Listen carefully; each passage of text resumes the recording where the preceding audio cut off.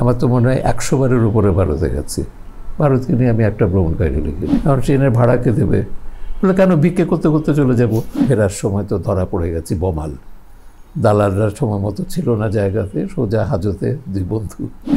ভ্রমণের কথা যদি বলি, আমি কোথাও লিখেছি বোধহয় যে আমার নিজের জীবনটাকেই একটা জার্নি মনে করি আমি, যে শুরু থেকে এ পর্যন্ত অনেক বছর তো কেটে গেল। তো লিখেছি আমি খুব সামান্য। যদি লিখতাম আমার মনে হয় ভ্রমণ কাহিনীর সংখ্যা আমার 50-এর উপর হয়ে যেত। কিন্তু এত ভ্রমণ করেছি, যদি আমি বলি যে ভারতের কথা যদি বলি, আমার তো মনে হয় 100 বারের উপরে ভারতে গেছি। ভারতকে নিয়ে আমি একটা ভ্রমণ কাহিনী লিখিনি। আমেরিকাতে গেছি তাও 40-50 বার হবে। কোনো বই নেই আমেরিকার ওপর, অস্ট্রেলিয়ার ওপর, এরকম আরও বহু দেশ আছে গেছি। ভ্রমণটাকে আমি যখন গেছি সেখানে যত না ভ্রমণ হিসেবে উপভোগ করেছি, বেশিরভাগ সময় আমাকে যেতে হয়েছে কাজে। যখন বিচিত্রা ছিলাম অ্যাসাইনমেন্টে যেতে হয়েছে, যেটার ফসল ছিল আমার প্রথম ভ্রমণ কাহিনী, যে আলবেনিয়া এবং পূর্ব ইউরোপের যে পরিবর্তন, যেটা আমি লিখেছি বলকান থেকে বাল্টিক সিরিজে।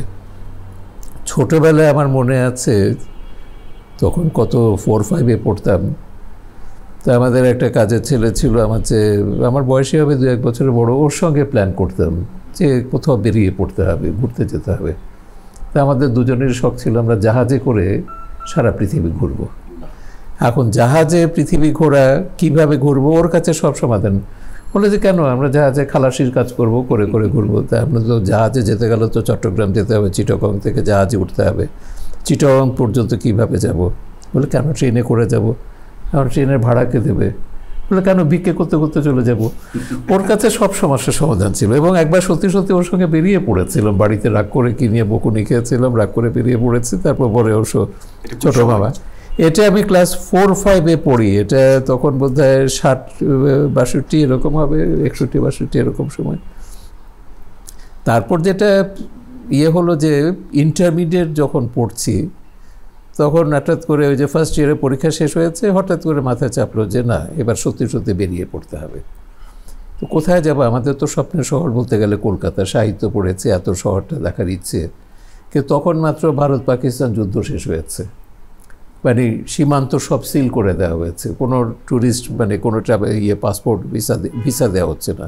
আর আমার তো পাসপোর্টই নেই। তা আমি ঠিক করলাম পাসপোর্ট ভিসা না, এমনি চলে যাব।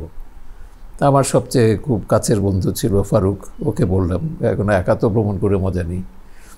ও তো শুনে বলে, তুই পাগল হয়েছিস, পাসপোর্ট ভিসা ছাড়া ইন্ডিয়াতে যাবি, ধরা পড়লে কী হবে? আমরা ধরা পড়লেও পড়বো, কিন্তু যাব। ফারুক কিছুতেই যেতে দেবে না। তারপর আমি বললাম ঠিক আছে, তুই না যাস, আমি একাই যাব।